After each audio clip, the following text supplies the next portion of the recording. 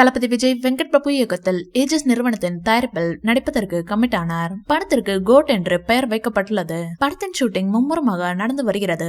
இப்படத்தில் நடிகர் விஜயுடன் பிரசாந்த், பிரபுதேவா, மைக் மோகன், அஜ்மல், ஜெயராம், பிரேம்ஜி, வைபவ், ஸ்னேகா, லைலா, மீனாட்சி சௌத்ரி உள்ளிட்டோர் நடிக்கின்றனர். பிரசாந்த் நீண்ட வருடங்களுக்கு பிறகு தமிழில் ரீ என்ட்ரி கொடுப்பதாலும் தளபதி விஜய் மற்றும் வெங்கட் பிரபு கூட்டணி முதன்முறையாக இணைந்திருப்பதாலும் இப்படத்தின் மீதான எதிர்பார்ப்பு ரசிகர்களிடையே எக்கச்சக்கமாக இருக்கிறது. படத்தின் பூஜை சென்னை பிரசாத் ஸ்டுடியோவில் போடப்பட்டு அங்கு ஒரு பாடல் காட்சியும் ஷூட் செய்யப்பட்டது. அதனை அடுத்து தாய்லாந்து, துருக்கி நாடுகளில் ஷூட் நடத்தப்பட்டது. அதனை அடுத்து யுவன் சங்கர் ராஜா மற்றும் வெங்கட் பிரபு ஆகியோரின் சகோதரி பவதாரணி உயிரிழந்ததால் படப்பிடிப்பு நிறுத்தப்பட்டது. தற்போது மீண்டும் தொடங்கி நடைபெற்று வருகிறது.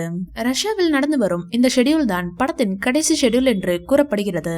சூழல் இப்படி இருக்க சமீபத்தில் தளபதி விஜய் ஒரு நீண்ட அறிக்கையை வெளியிட்டு தமிழக வெற்றி கழகம் என்ற கட்சியை தொடங்குவதாக தெரிவித்தார். மேலும் மக்கள் பணியில் ஈடுபட இருப்பதால் இன்னும் ஒரு படத்தில் மட்டும் நடிப்பேன் என்றும் 2026 ஆண்டு சட்டப்பேரவை தேர்தலில் தமிழக வெற்றி கழகம் போட்டியிடும் என்றும் அறிவித்திருந்தார். இந்நிலையில் கோட் படம் குறித்து புதிய தகவல் ஒன்று வெளியாகி இருக்கிறது. அதன்படி இந்த படத்தில் சிவகார்த்திகேயன் கேமியோ ரோலில் நடித்திருப்பதாக கூறப்படுகிறது. இந்த வீடியோ பிடிச்சிருந்தா லைக் பண்ணுங்க, ஷேர் பண்ணுங்க. மேலும் விஜய் சார் பற்றிய தகவல்களுக்கு எங்க சேனலை சப்ஸ்கிரைப் பண்ணுங்க.